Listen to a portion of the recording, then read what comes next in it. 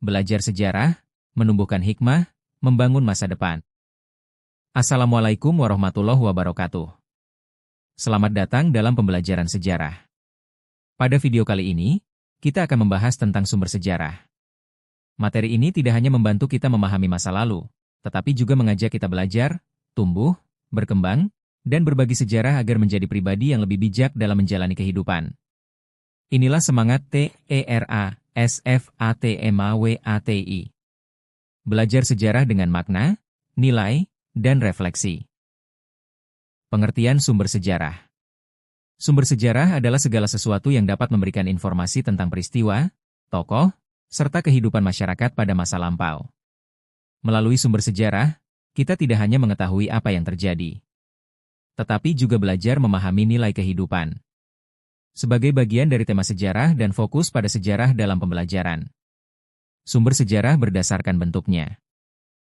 Berdasarkan bentuknya, sumber sejarah merupakan berbagai peninggalan masa lalu yang menyimpan informasi sejarah. Pembagian ini membantu sejarawan, pendidik, dan peserta didik dalam menganalisis sejarah secara lebih terarah.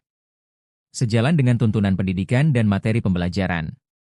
Secara umum, sumber sejarah berdasarkan bentuknya dibagi menjadi 4 jenis, yaitu sumber tulisan, sumber lisan, sumber benda, serta sumber visual, audio, dan audiovisual. Sumber sejarah tulisan. Sumber sejarah tulisan adalah sumber yang menyampaikan informasi melalui media tulisan. Tulisan ini dapat ditemukan dalam bentuk prasasti, arsip, naskah kuno, surat kabar lama, dan buku. Sumber tulisan membantu kita belajar sejarah secara sistematis dan mendalam. Menjadi bagian dari sumber pembelajaran yang bernilai edukatif.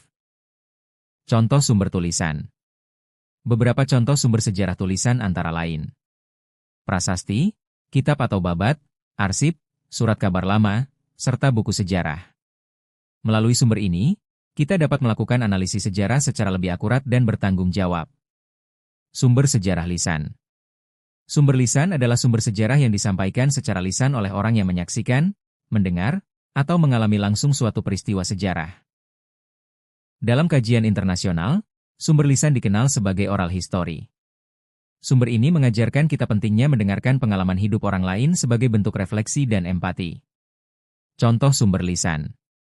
Contoh sumber lisan meliputi keterangan dari pelaku atau saksi sejarah, serta tradisi lisan yang diwariskan secara turun-temurun. Sumber ini menjadi bagian dari aktualisasi budaya dan wawasan pendidikan dalam masyarakat. Sumber sejarah benda.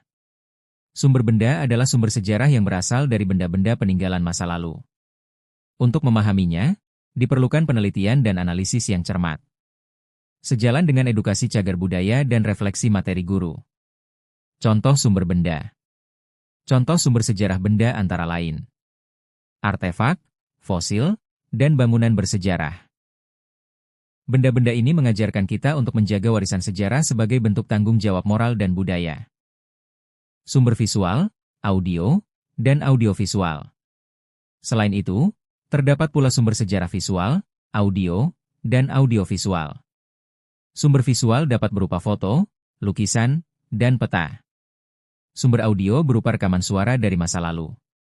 Sedangkan sumber audiovisual menggabungkan gambar dan suara, seperti video dan film dokumenter. Pemanfaatan sumber ini mencerminkan teknologi edukasi dan inspirasi pembelajaran di era modern. Sumber sejarah berdasarkan sifatnya. Selain berdasarkan bentuk, sumber sejarah juga dibedakan berdasarkan sifatnya. Pembagian ini membantu kita menilai keaslian dan tingkat kepercayaan sumber. Sehingga pembelajaran sejarah dapat dilakukan secara lebih bijak dan bertanggung jawab. Jenis sumber sejarah berdasarkan sifatnya. Berdasarkan sifatnya, sumber sejarah dibagi menjadi 3 jenis, yaitu sumber primer, sumber sekunder, dan sumber tersier. Sumber primer. Sumber primer adalah sumber yang berasal dari kesaksian langsung pelaku atau saksi sejarah. Karena sifatnya yang asli, sumber primer menjadi rujukan utama dalam penelitian sejarah. Dan mengajarkan kita pentingnya kejujuran dalam mencari kebenaran. Sumber sekunder.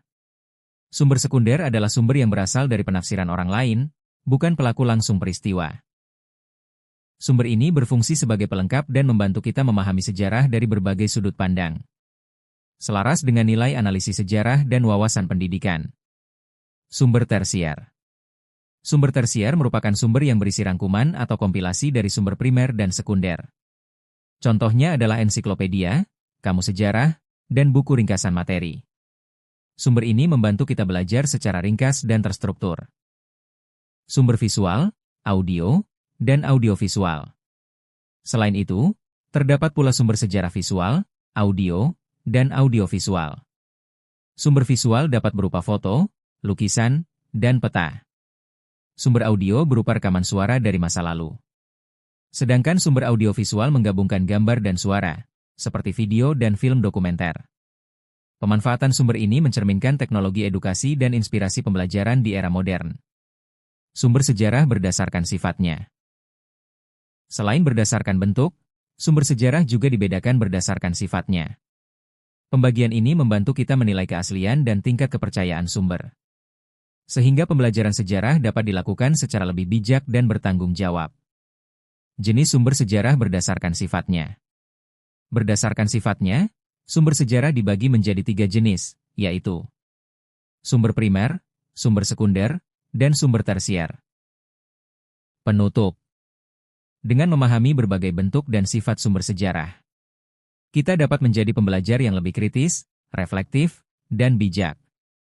Sejarah bukan hanya tentang masa lalu, tetapi tentang nilai kehidupan untuk masa kini dan masa depan. Inilah makna belajar, tumbuh, berkembang, dan berbagi sejarah. Dalam semangat TERASFATMAWAT.